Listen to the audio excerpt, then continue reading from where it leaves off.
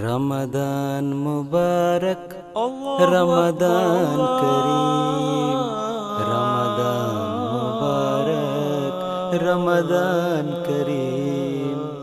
رمضان مبارک، رمضان کریم، رمضان مبارک، رمضان کریم۔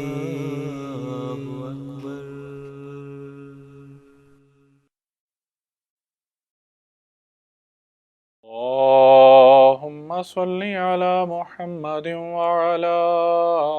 آل محمد كما صليت على إبراهيم وعلى آل إبراهيم إنك حميد مجيد. اللهم بارك على محمد وعلى آل محمد كما باركت على إبراهيم وعلى آل إبراهيم إنك حميد مجيد.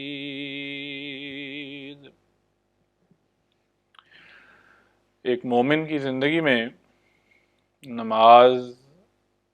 بہت ہی بنیادی حیثیت رکھتی ہے، اور حضور صلی اللہ علیہ وآلہ وسلم نے ایک مومن اور کافر میں امتیاز کرنے والی بات کو ہی نماز قرار دیا ہے. یعنی مومن اور کافر میں فرق یہ ہے کہ مومن نماز ادا کرتا ہے، کافر نماز ادا نہیں کرتا. اور نماز کے حوالے سے احادیث کا مطالعہ کیا جائے تو بکثرت احادیث ہمیں ملتی ہیں. اس قدر احادیث نماز کی ضرورت، اس کی افادیت، اس کی برکات کے حوالے سے ہمیں صحاح میں اور احادیثی کتب میں ملتی ہیں کہ جس سے پتہ چلتا ہے کہ حضور صلی اللہ علیہ وسلم نے اس پر کس طرف توجہ دلائی ہے، کس قدر اس پر پش کیا ہے کہ نماز کو مومنین مسلمان ادا کریں، اور ہر ایک پہلو کو، ہر ایک چیز کو حضور صلی اللہ علیہ وسلم نے ہمارے لیے بیان کر کے بیان فرمایا ہے، اور بنیادی سے بنیادی بات بیان کی ہے. یہاں بھی ایک چیز یہ بھی آپ نے فرمائی کہ الصلاۃ عماد الدین، کہ نماز دین کا ستون ہے، نماز کی ادائیگی دین کا ستون ہے. اس مختصر سی حدیث سے بھی اندازہ کیا جا سکتا ہے کہ اس کی اہمیت کیا ہے. تعمیرات بنتی ہیں، عمارتیں بنتی ہیں، بلڈنگز بنتی ہیں، ان میں پلرز کھڑے کیے جاتے ہیں، ستون پلر کو کہتے ہیں، اور انہی پلرز کے اوپر جو ہے وہ چھت تعمیر ہوتی ہے،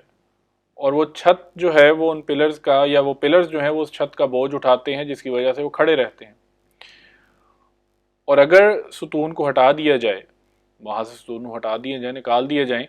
تو ساری عمارت گر پڑے گی. تو اس لحاظ سے دیکھا جائے تو یہ مضمون بنتا ہے کہ اگر انسان کی زندگی میں، ایک مومن کی زندگی میں اگر صلاۃ نہیں ہے، نماز نہیں ہے، تو اس کی زندگی میں ستون نہیں، اور جس زندگی میں ستون نہ ہو وہ اس کا وجود بھی نہیں رہتا، یعنی اس زندگی کا وجود بھی نہیں رہتا. تو بہت ہی امتیازی بات ہے، نماز دین کا ستون ہے. اس سلسلے میں ایک پہلو یہ ہے کہ نماز کی ادائیگی سے پہلے وضو کی کیا اہمیت ہے اور اس کی کیا تاکید ہے. کہ نماز کی کلید، ایک حدیث میں فرمایا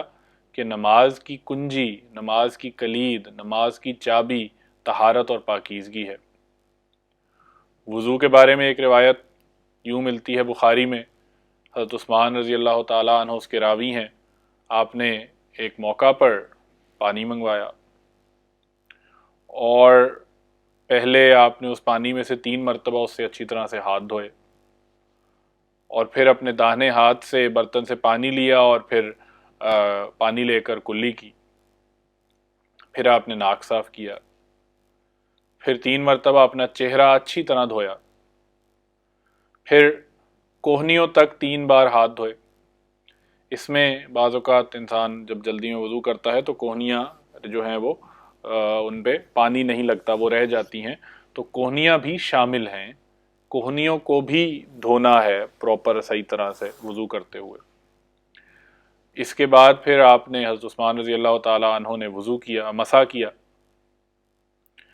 اور مسح کرنے کے بعد ٹخنوں تک اپنی ایڑیوں سمیت پاؤں دھوئے، اور اس میں بھی ایڑیاں اور ٹخنے شامل ہیں، ان کو بھی اچھی طرح سے دھونا ہے۔ اس کو چھوڑ دینا یا ایڑیوں کا خشک رہنا یہ درست نہیں ہے، اور وہ وضو سے مکمل نہیں ہوتا۔ اس طرح وضو کرنے کے بعد آپ نے فرمایا، یعنی حضرت عثمان رضی اللہ تعالیٰ عنہ کی زندگی کا یہ واقعہ ہے، اور انہوں نے صحابہ کو، اپنے ساتھیوں کو کے سامنے وضو کر کے دکھایا تاکہ کسی قسم کی کوئی غلط فہمی یا الجھن نہ رہے۔ اور یہ سارا کام آپ نے کرنے کے بعد فرمایا کہ یاد رکھو کہ آن حضرت صلی اللہ علیہ وسلم نے فرمایا ہے کہ جس شخص نے اس طرح سے وضو کیا جس طرح سے اس وقت حضرت عثمان نے کر کے دکھایا، اور پھر وساوس سے محفوظ رہ کر خشوع و خضوع سے 2 رکعت نماز پڑھی، اس کے پہلے گناہ بخش دیے جاتے ہیں۔ تو صحابہ رسول صلی اللہ علیہ وسلم سے یہی پتہ چلتا ہے اس حدیث سے کہ وہ کس قدر حضور صلی اللہ علیہ وسلم کے اسوہ کو، آپ کے نمونہ کو دل و جان سے چاہتے تھے، اور اس کو آگے بیان کیا کرتے تھے تا لوگوں میں وہ بات کھل کر سامنے واضح ان پر بیان ہو جائے، اور لوگ اس کو جو ہے وہ تھام لیں، اس کو کبھی چھوڑے نہیں۔ حضرت عثمان رضی اللہ تعالیٰ عنہ نے گو اپنے ساتھیوں کو، اور صحابہ بھی ان میں ہوں گے، ان کو وضو کا طریقہ دوبارہ سے یاد کرایا یا کر کے بتایا۔ اس سے ایک سبق ہمیں اور بھی ملتا ہے، وہ سبق ہمیں یہ بھی ملتا ہے کہ نیکی کی طرف بلانے کے لیے، نیکی کی طرف کسی کی تربیت یا نصیحت کرنے کے لیے خود کر کے دکھاؤ، اپنا نمونہ قائم کرو۔ اور والدین کے لیے بھی ضروری ہے کہ وہ بچوں کو بھی جب نیک کام کی تلقین کریں، نصیحت کریں، تو ان کے ساتھ مل کر بھی وہ نیک کام کریں۔ ان کو وضو کی نصیحت کریں تو ان کے ساتھ جا کر خود بھی وضو کریں، تاکہ بچہ دیکھ دیکھ کر سیکھتا ہے۔ نمازوں کی تلقین کریں تو گھروں میں خود بھی نمازیں پڑھیں، تاکہ بچہ دیکھ دیکھ کر نمازیں پڑھے۔ بے شک اس کو دبے لب یا زیر لب پڑھنے کی بجائے تھوڑا سا اونچا پڑھ لیں، اس سے بچہ سیکھ جاتا ہے، اسے یاد ہو جاتا ہے کہ نماز میں کون سی دعا کب پڑھنی ہے، کس طرح سے پڑھنی ہے۔ تو بعض اوقات بہت ساری نیکی ہیں انسان عملی نمونے سے دیکھ کر سیکھتا ہے، تو اس لیے بچوں کے لیے جو ہے وہ اس کی طرف خاص طور پر بھی توجہ کرنی چاہیے۔ اور ویسے بھی خدا تعالیٰ نے بھی قرآن کریم میں فرمایا ہے کہ جس کی تم دوسروں کو نصیحت کرتے ہو وہ خود بھی کیا کرو۔ تو اس سے ہی پتہ چلتا ہے کہ دوسروں کو اگر نصیحت کار فرما کرنے کا نسخہ یہ ہے کہ انسان خود بھی وہ کام کرے۔ ایک اور حدیث ہے، صحیح مسلم کی حدیث ہے، حضرت ابو ہریرہ رضی اللہ تعالی عنہ اس کے راوی ہیں، آپ بیان فرماتے ہیں کہ انا رسول اللہ صلی اللہ علیہ وسلم قول، کہ حضرت صلی اللہ علیہ وآلہ وسلم نے کہا، الا ادلکم علی ما یمحو اللہ بہ الخطایا ویرفع بہ الدرجات، کہ کیا میں تمہیں ایسی بات نہ بتاؤں جس سے خدا تعالیٰ خطائیں مٹا دیتا ہے، دور کر دیتا ہے، ویرفع بہ الدرجات، اور درجات بلند کرتا ہے۔ یہ بھی حضور صلی اللہ علیہ وسلم کا طریقہ تھا، ورنہ آپ تو نصیحت کے علمبردار تھے، آپ کو کسی سے پوچھنے کی تو ضرورت نہیں تھی، لیکن یہ آپ کا طریقہ تھا کہ جو ارد گرد بیٹھے لوگ ہیں ان کی بھی اس بات کی طرف توجہ ہو جائے کہ کوئی بات ان کے فائدے کی، ان کی نصیحت کے لیے بیان ہو رہی ہے۔ تو فرمایا الا ادلکم علی ما یمحو اللہ بہ الخطایا ویرفع بہ الدرجات، کہ کیا میں تمہیں ایسی بات نہ بیان کروں جس سے خدا تعالیٰ خطائیں دور کر دیتا ہے اور درجات کو بلند کرتا ہے۔ اور صحابہ جو کہ ہمیشہ اس شوق میں رہتے تھے کہ حضور صلی اللہ علیہ وآلہ وسلم سے کوئی بات پتہ چلے، آپ کسی بات کا ارشاد فرمائے، کہتے ہیں قالوا بلا یا رسول اللہ، یا رسول اللہ صلی اللہ علیہ وآلہ وسلم ضرور بتائیں،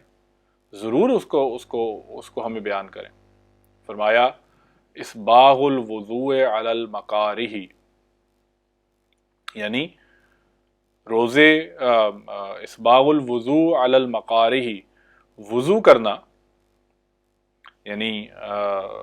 انسان وضو کرے خواہ اس کا اس میں دل نہ چاہ رہا ہو۔ دل کیوں نہیں چاہے گا؟ بعض اوقات انسان سست ہوتا ہے، پانی ٹھنڈا ہوتا ہے، ویسے ٹھنڈ ہوتی ہے، تو وہ سوچتا ہے کہ آج وضو کرنے کی طبیعت نہیں ہو رہی، اور اس کو وہ چاہتا ہے کہ وہ کسی طرح سے جو ہے وہ انسان کی طبیعت کمزور ہو یا وہ نیند سے اٹھ کر ٹھنڈا یا گرم پانی کے ساتھ وضو کرے اور اس کی طبیعت میں کچھ کسل اور سستی پائی جاتی ہو، اس کے باوجود اگر انسان اٹھتا ہے اور وضو کرتا ہے تو یہ بھی ایک بہت بڑی نیکی ہے، اس نے اپنے نفس کو کچلا ہے۔ یہاں پر تو جب بھی ٹوٹی کھولیں یا نل کھولیں تو ٹھنڈا یا گرم پانی جیسا چاہتے ہیں وہ 99% آف دا ٹائم آ جاتا ہے، لیکن ایسے ملکوں میں جہاں پر پانی انہیں اکٹھا کر کے رکھنا پڑتا ہے یا بالٹی میں رکھنا پڑتا ہے تو وہ پانی صبح کے ٹائم ٹھنڈا ہو چکا ہوتا ہے، تو اس ٹھنڈے پانی سے وضو کرنا، سردیوں میں ٹھنڈے پانی سے وضو کرنا، وہ کس قدر انسان کی طبیعت چاہتی ہے کسی طرح سے میں اس سے نکل جاؤں یا نہ کروں، تو نہ چاہتے ہوئے بھی یا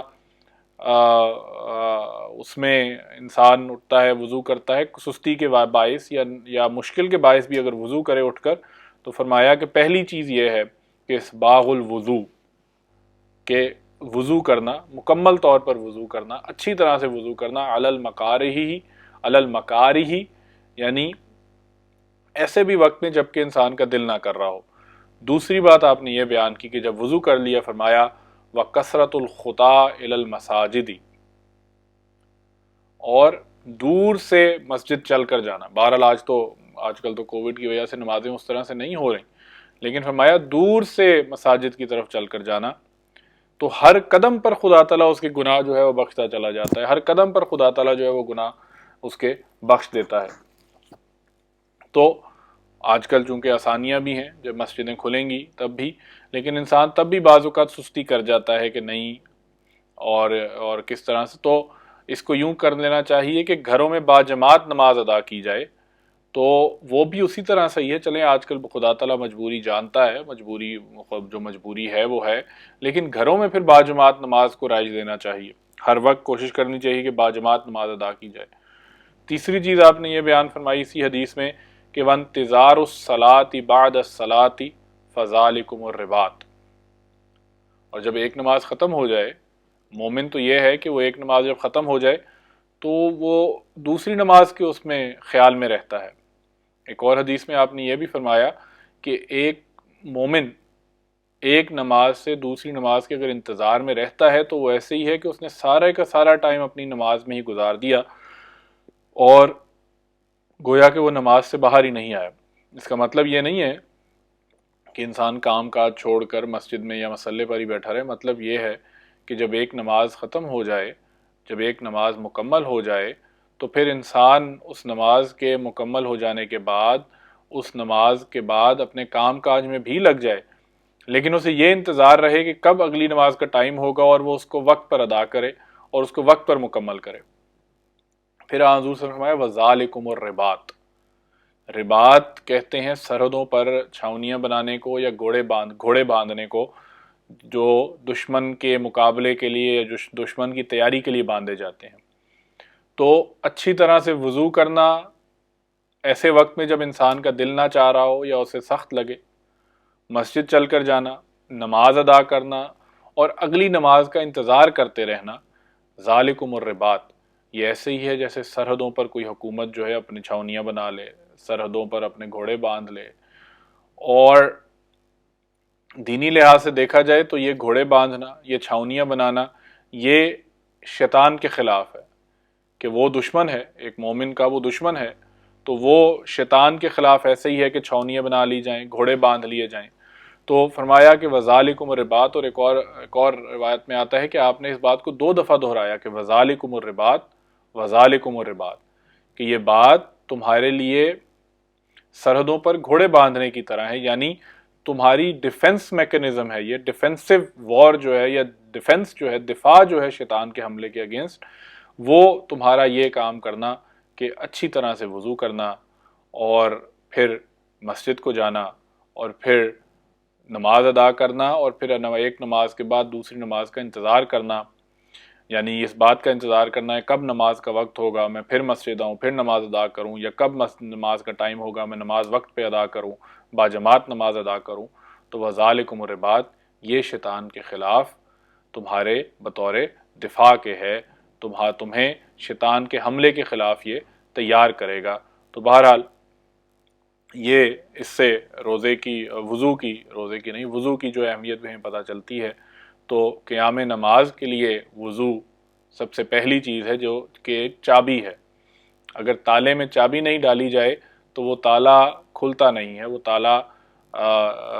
اس سے اوپن نہیں ہوتا۔ تو اس لیے نماز کی چابی جو ہے وہ طہارت ہے، وہ پاکیزگی ہے، اس کے لیے وضو ضروری ہے، اور اصل وضو وہی ہے جو حضور صلی اللہ علیہ وسلم نے ہمیں بتایا، یا آپ کے صحابہ سے ہمیں ملا کہ حضور صلی اللہ علیہ وسلم اس طرح وضو کیا کرتے تھے۔ تو بہرحال اسی کو ہمیں اپنانا چاہیے اور اس کو معمولی نہیں سمجھنا چاہیے، اس کی طرف خاص طور پر توجہ کرنی چاہیے۔ اللہ تعالی ہمیں اس کی توفیق عطا فرمائے۔ اللہم صلی علی محمد وعلی آل محمد وبارک وسلم انک حمید مجید۔